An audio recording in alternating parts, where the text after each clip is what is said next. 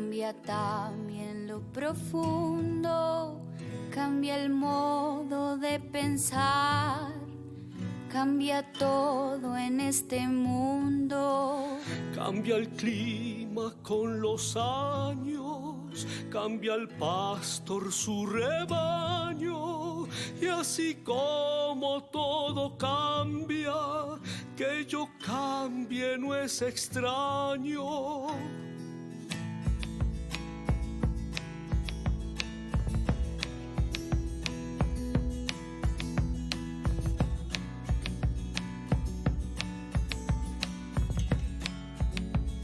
Días, don Carlos. Muchas gracias por estar de nuevo con nosotros y formar parte del equipo de Todo Cambia.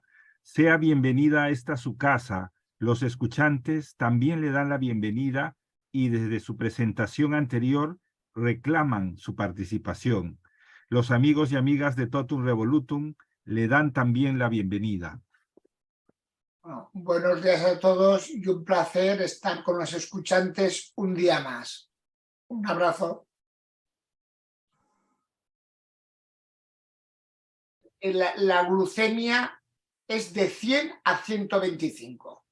Eso es lo que... Y lleva problemas sobre todo de la esfera cardiovascular. El diabético, 2/3 partes, se muere por problemas cardiovasculares. Es un exceso de azúcar que lleva a alteraciones cardiovasculares y que a la larga lleva a un aumento de la muerte por causas cardiovasculares, fundamentalmente infarto de miocardio y problemas de accidente vasculocerebral.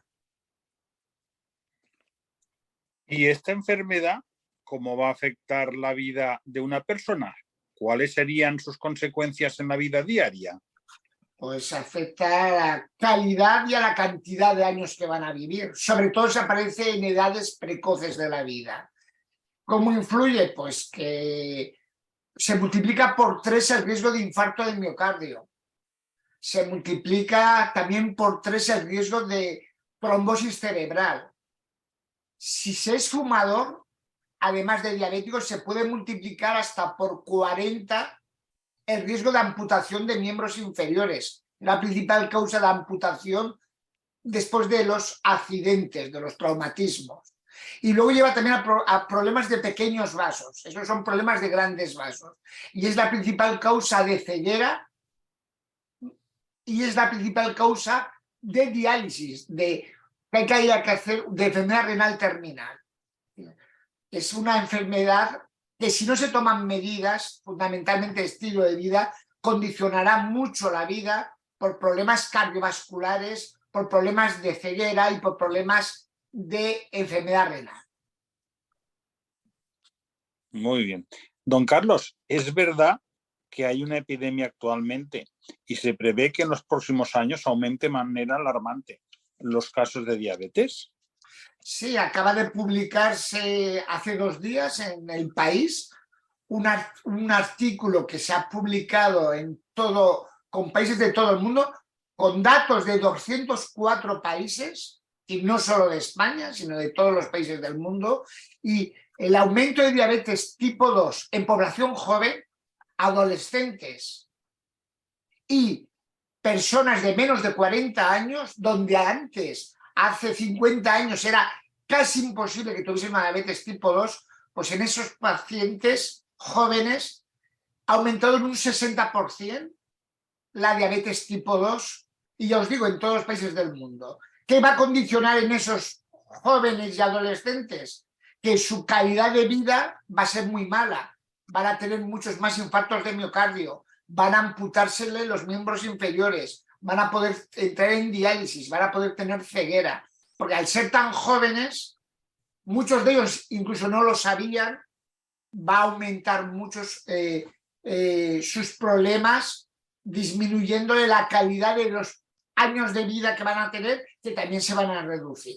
Y ya os digo, aparece en todos los países del mundo, sobre todo en los países del tercer mundo, porque ha aumentado mucho la obesidad, porque los hábitos dietéticos no son adecuados, tomando bebidas azucaradas, comiendo comida basura, aumenta la obesidad y aumenta este problema. Y esto ha ocurrido en los 3 últimos decenios, de décadas. Es decir, en los 30 últimos años ha aumentado el 60% en todos los países, pero fundamentalmente en los países del tercer mundo.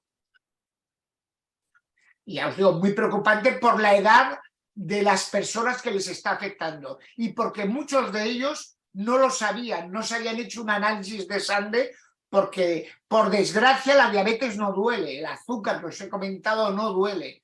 Y si no me hago una analítica que confirme ese exceso de azúcar, no lo sé. Y al no saberlo, no modifico mi estilo de vida.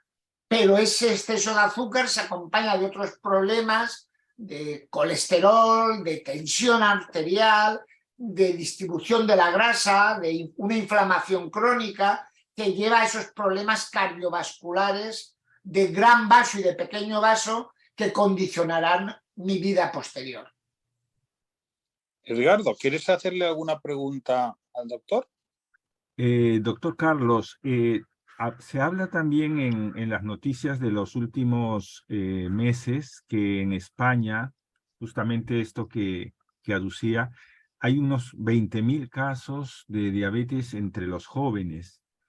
La mayor preocupación es hasta dónde es solamente desde la sanidad, desde vosotros los médicos, que seguramente estaréis alertando de esta sociedad, ¿qué otros componentes de la sociedad deberían alertar de lo que estos cambios significan? Porque yo creo que no solamente se trata de una enfermedad, sino, como bien usted afirma constantemente, se trata de un estilo de vida.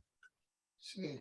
Básico, educación, actuación desde la primera infancia, aunque la diabetes tipo 2 no va a aparecer en la primera infancia, va a aparecer en adolescentes obesos. Pero para evitar que lleguen a esa obesidad hay que actuar en su estilo de vida. Y el estilo de vida se implanta en los primeros años de vida. Entonces son los educadores, los profesores, y luego medidas de nuestros gobernantes, medidas de actuación política, penalizando pues, las bebidas azucaradas en esos colegios, no pudiendo tomar la bollería industrial, no estando disponible en esos colegios y, por supuesto, en las familias. No me voy a...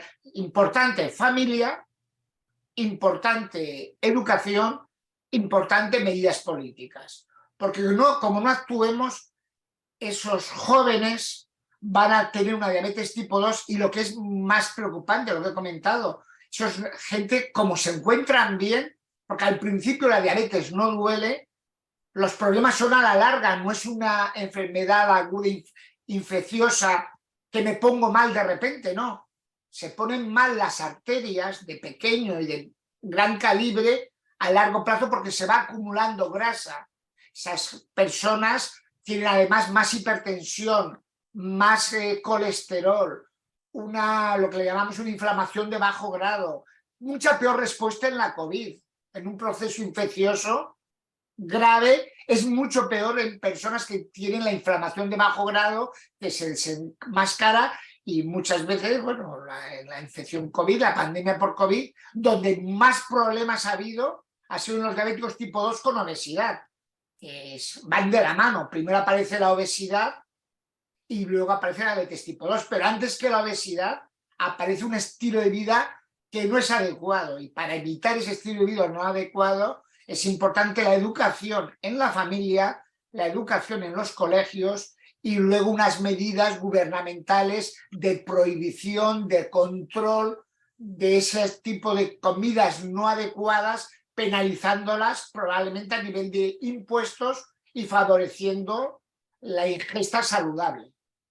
La adolescencia suele ser la etapa más difícil en general en las etapas de la vida, es el cambio.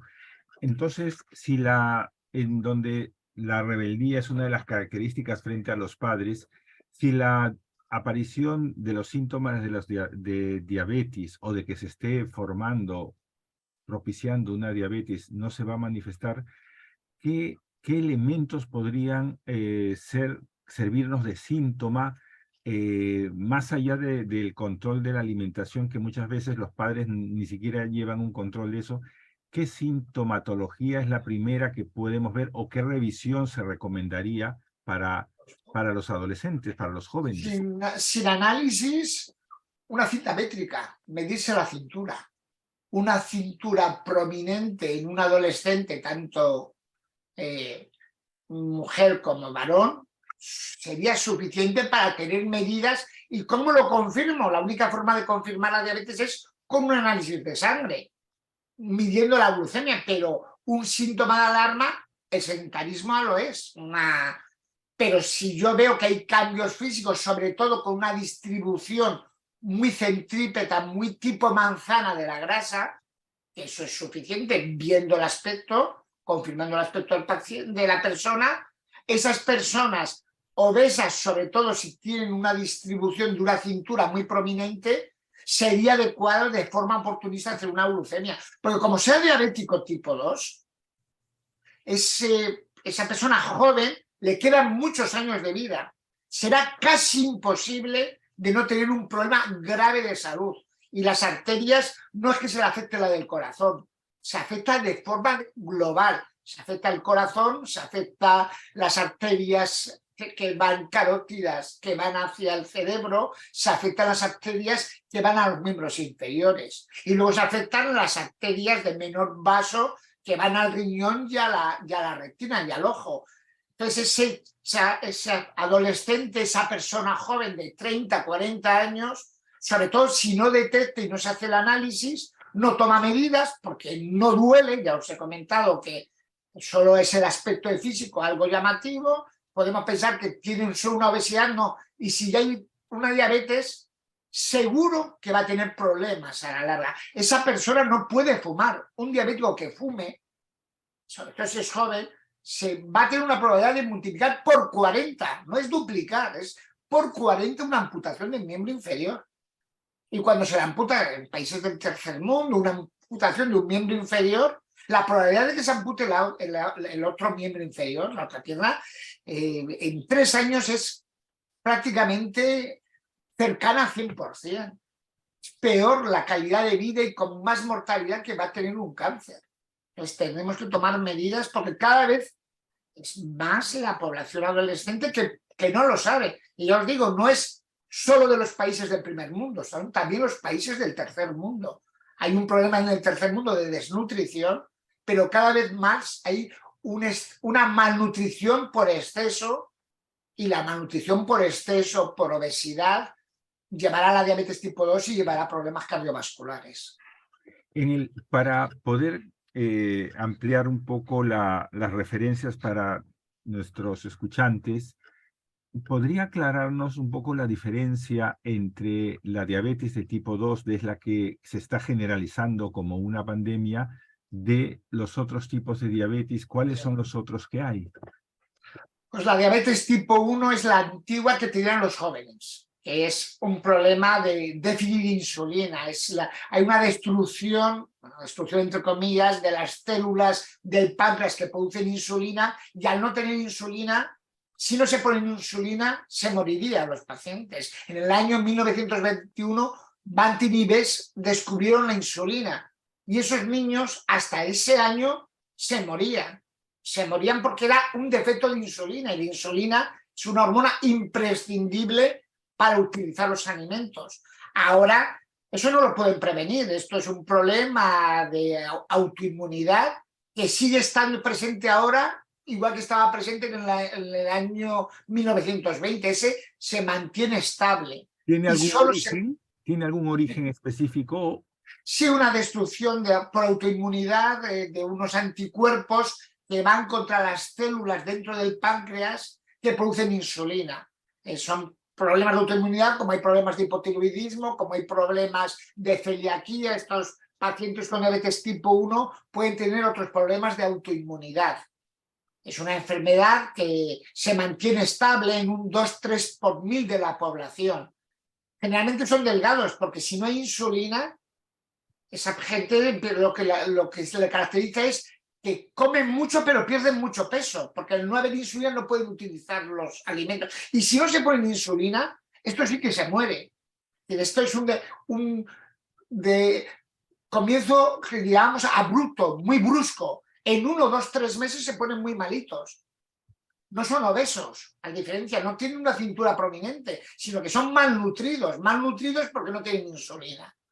Por suerte, como dan mucha clínica, se descubren, y si tenemos la insulinoterapia, se les administra la hormona que no tiene, que se pone por ahora inyectable, no disponemos, está intentando poder administrar vía oral, pero por ahora la única forma de administración es inyectable, pero con eso salvamos su vida. Es decir, esos no pasan desapercibidos. Esos, si no se les tratase, se morirían, pero no se llevan, no son más hipertensos, no tienen más dislipemia. La gravedad es que la diabetes tipo 2 es lo contrario, es pacientes obesos, sobre todo con una distribución de la grasa a nivel abdominal, y esos tienen exceso de insulina. Y ese exceso de insulina, todo lo contrario a los anteriores, no les trabaja bien, pero ese exceso de insulina lleva a varios tipos de cáncer. Diabético tipo 2, aparte de problemas cardiovasculares, aumenta su riesgo de cáncer por el exceso de insulina. La insulina es un factor de crecimiento y puede dar cáncer de mama, cáncer de colon, cáncer de próstata, cáncer de ovario, no tanto como la relación del tabaco con el cáncer de pulmón, pero claramente marcado. Y ese exceso de insulina muchas veces es condicionado por el tipo de alimentación que hacen estos pacientes, que estimula la secreción de insulina con bebidas azucaradas, con bollería industrial, que deberíamos evitarla porque es el círculo vicioso que es antes el huevo o la gallina, ¿no? La obesidad lleva al exceso de insulina, pero el tipo de alimento no adecuado, sobre todo de azúcares refinados, llevará aumento de insulina, lo engordará más y más problemas de cáncer y cardiovasculares, que eran los clásicos de la diabetes tipo 2. Antes era impensable, hace 50 años en España, que un chaval adolescente de 20 años o joven de 20 años tuviese una diabetes tipo 2. Ahora es más habitual que sea diabético tipo 2 que diabético tipo 1.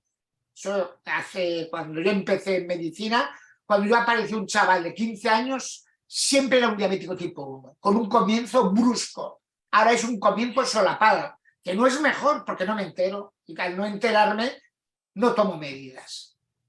El tema de la alimentación sigue siendo crucial entonces como la prevención. Es básico, porque aparte como las medidas de la alimentación o se toman en las primeras etapas de la vida o es muy difícil cambiarlas a partir de los 20, 25 años. Por eso lo prioritario para evitar estas pandemias de todo el mundo, de países del primero, segundo y tercer mundo, es hacer una formación a las familias, a los colegios y ya os digo a nivel de político de dieta saludable, facilitando ese tipo de alimentación más saludable, porque si yo no hago la alimentación saludable aumentará ese exceso de insulina que te he comentado, llevará a una obesidad abdominal con un exceso de cintura, aparecerá azúcar que si no me hago analítica y esta gente no tiene clínica, no se la hace y están años, de media 10 años, sin saber que son diabéticos, sin tomar medidas. Y esos años donde no he sabido que he sido diabético, tienen luego factura posterior porque las arterias se han deteriorado. Si hubiese sido un comienzo brusco, hubiese tomado medidas, me hubiese preocupado.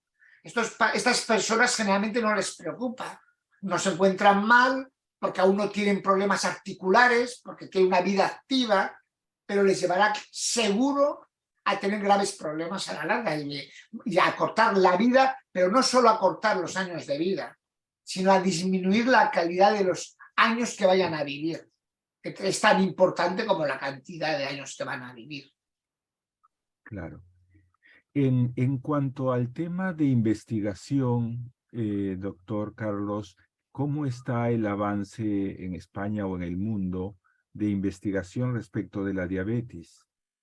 Sí, eso prioritario. Actualmente ha habido un desabastecimiento a nivel mundial de fármacos que inhiben el apetito, que le llamamos agonistas del GLP-1. Y es una investigación que va bien para la diabetes, porque al disminuir el peso, al inhibir el apetito, conseguimos que haya mucha menos frecuencia de diabéticos. Y ya os digo, es un problema tan generalizado a nivel mundial que ha habido en estos momentos un desabastecimiento de estos productos. E insulinas para salvar vidas, ya disponemos desde el año 1921 de un fármaco que salva vidas, que les dieron el premio Nobel a los investigadores, pero es verdad que necesitamos que la insulina no se administre por vía subcutánea. Sería, a ser posible, mejor la vía oral o la vía inhalatoria a nivel nasal, pero eso está aún muy verde, pero también se está investigando. Bueno, se investiga más en la diabetes tipo 2, porque la diabetes tipo 2 es la gran prevalencia mundial. En España hay un 14% de diabéticos tipo 2. En la Comunidad Valenciana hay un 14% de diabéticos tipo 2 y el 50% no lo conoce. Estamos hablando de países del primer mundo. La Comunidad Valenciana, 1 de cada 2 diabéticos no sabe que es diabético. Y lo peor que te puede ocurrir es no saber que lo eres, porque entonces no tomas medidas.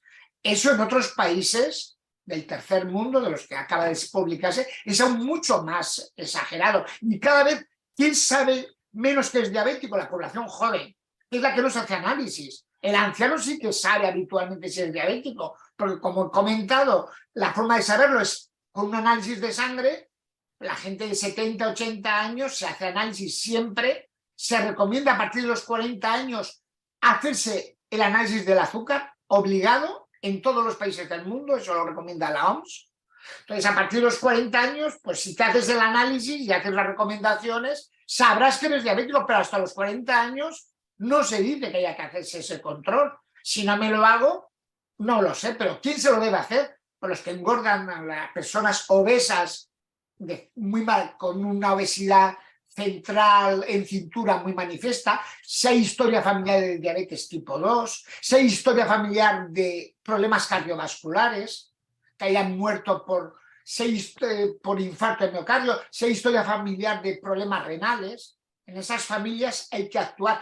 Si ha aparecido azúcar en el embarazo, es muy frecuente la diabetes gestacional, pues una mujer que haya tenido azúcar durante el embarazo se tiene que hacer seguimientos de por vida, porque puede desaparecer después del embarazo, pero tiene muchas posibilidades. 1 de cada 3 mujeres será diabética. Y luego no debemos olvidarnos de la prediabetes, de los que están entre 100 y 125, que también tienen más problemas cardiovasculares. No solo es los diabéticos, sino hay una situación intermedia con glucemia mayor de 100, el azúcar que os he comentado en ayunas, que la gente no le da importancia, ¿no? Y esos pacientes se mueren por problemas cardiovasculares. Son jóvenes que no deben decir es normal. El valor no debe pasar nunca el azúcar de 100 en ayunas. Si pasa de 100, que es una cifra fácil de recordar, y hay que tomar medidas. 126 el azúcar, la diabetes, pero 100 es la prediabetes. Y el prediabético también se muere por problemas cardiovasculares y aumenta también la incidencia de cáncer. ¿Y puede ser revertido cuando uno está en el estado preglucémico? Sí, claro, con estilo de vida. En esos estados tenemos fundamentalmente dieta y no debemos olvidar el ejercicio. Ejercicio, lo que llamamos aeróbico, de andar, de bicicleta, de nadar, sobre todo andar y bicicleta, que está disponible para todo el mundo. Bueno, y luego de lo que llamamos ejercicio anaeróbico de fuerza muscular, que podría ser levantarse de la silla. Tú y yo podríamos estar levantándonos, haciendo 10 levantadas y ya estoy haciendo un ejercicio anaeróbico, subiendo escaleras, que por lo menos subir, a lo mejor dice, oye, es una persona de edad y le da miedo bajarlas, ¿no? Pues subir escaleras, 4 pisos, bajar con ascensor, si le da miedo por un riesgo de caída, sobre todo en personas de más edad, y luego volver a subir. Eso lo puede hacer todo el mundo. Es decir, si estoy trabajando y estoy en un trabajo sedentario, movilizarme solo, andar un momento, o sobre todo pues alguna ejercicio muscular, o con una cinta para hacer ejercicios de brazos, que hago fuerza muscular, aumenta mi masa muscular y facilito el trabajo de la insulina. Esa insulina que aumentaba con azúcar, con bebidas azucaradas, disminuye, se aumenta la fuerza muscular, se aumenta los músculos. ¿Cómo aumentan? Pues subiendo las escaleras, he comentado, haciendo ejercicios de sentarse y levantarse, haciendo ejercicios con una cinta de fuerza muscular. ¿Cuánto tiempo? No hace falta mucho, 5 o 10 minutos. Pero hay que ser constantes todos los días, 2 veces, y no me puedo quejar del tiempo porque necesito poco tiempo. De esa forma, muchas situaciones de prediabetes e incluso de diabetes puede ser reversible, pero igual que puede volver a la normalidad, como no haga bien el estilo de vida, volveré a estar otra vez en una situación de prediabetes o de diabetes.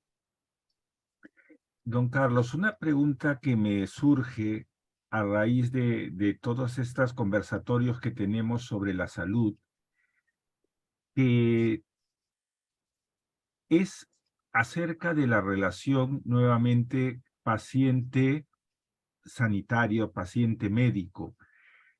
A veces percibo que la actitud con la que miramos nuestro sistema de sanidad, con que miramos al médico, a veces no es la más adecuada para responsabilizarnos de nuestra salud.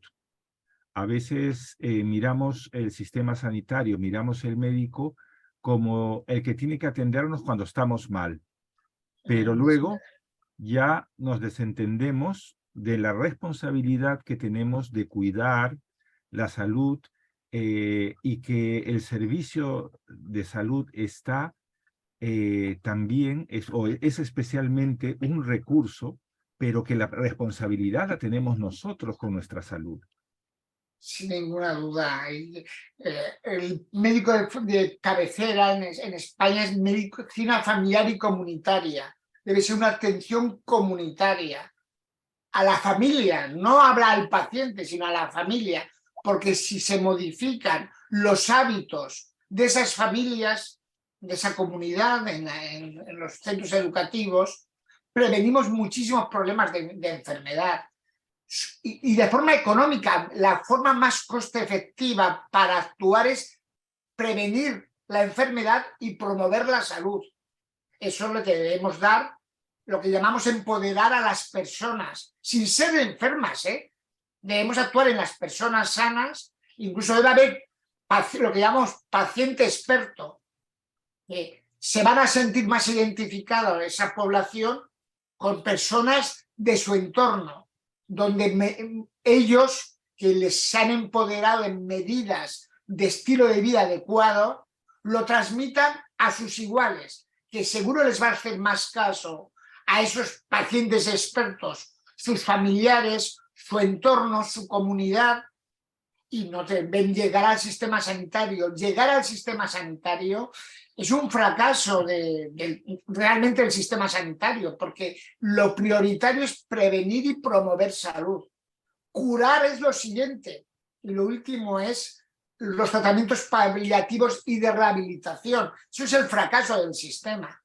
Y a veces dedicamos mucho al trasplante renal. No, debemos actuar en esos diabéticos jóvenes para que no lleguen al trasplante renal. Podemos hacer muy bien el trasplante renal, pero ha sido un fracaso del sistema, porque si hubiésemos actuado en etapas precoces, empoderando a personas de la comunidad, no hubiésemos llegado a esas últimas medidas, que es el fracaso sanitario. Estados Unidos muchas veces hace muy bien, se le atiende muy bien a la cúspide de la pirámide, a los que están peor, pero lo que hay que intentar es promover la salud en las bases de la pirámide de la gente joven para no llegar luego a graves problemas de salud.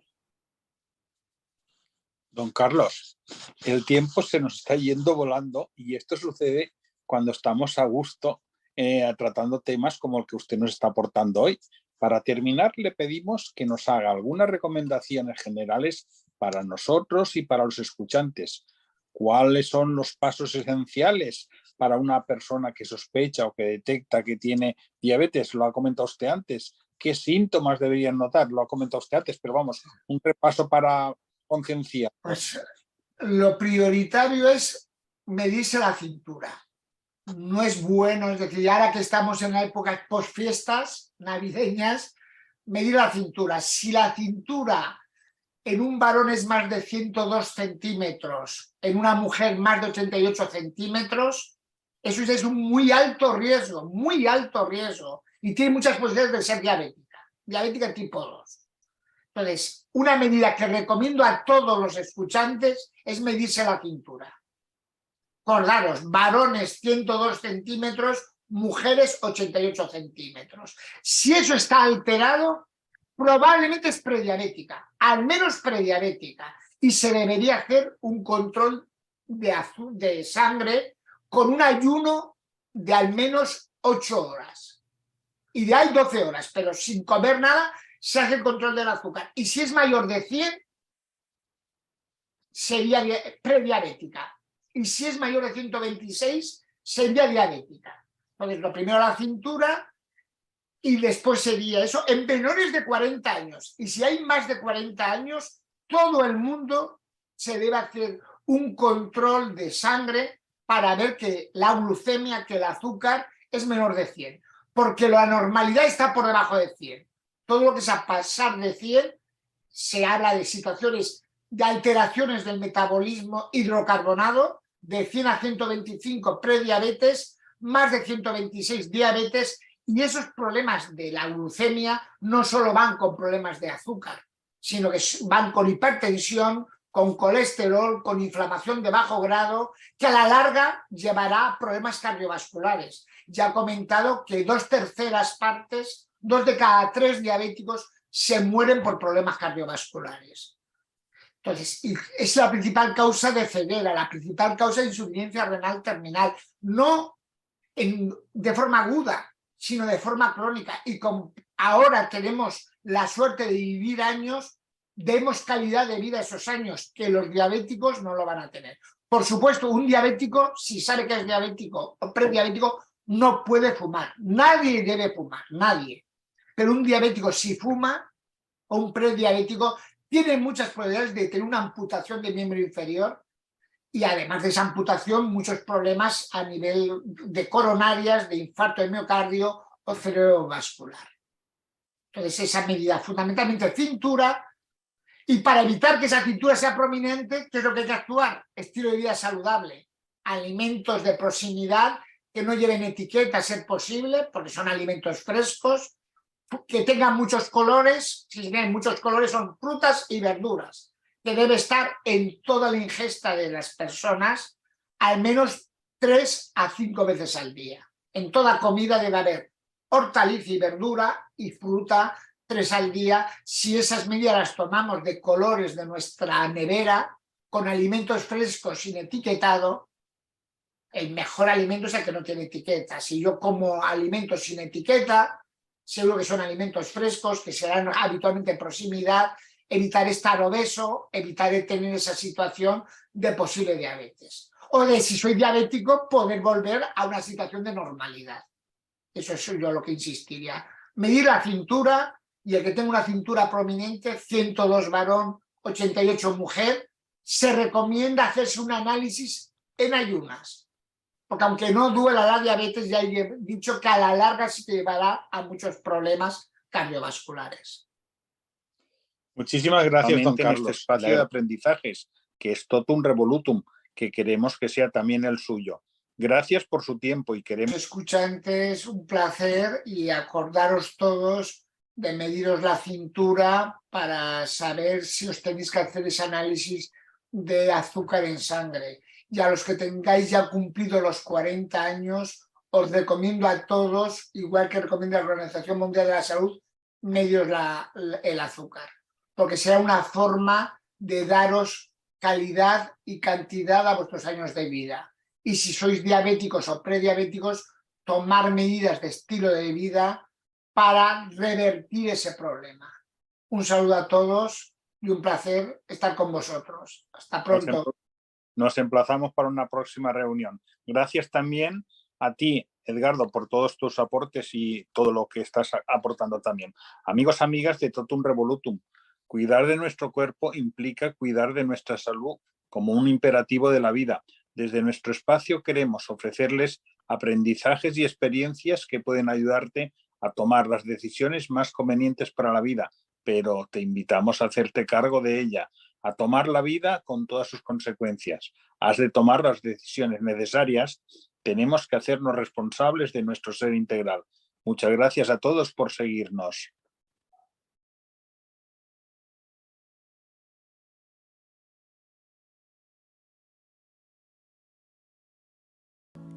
Cambia también lo profundo, cambia el modo de pensar, cambia todo en este mundo. Cambia el clima con los años, cambia el pastor su rebaño, y así como todo cambia, que yo cambie no es extraño.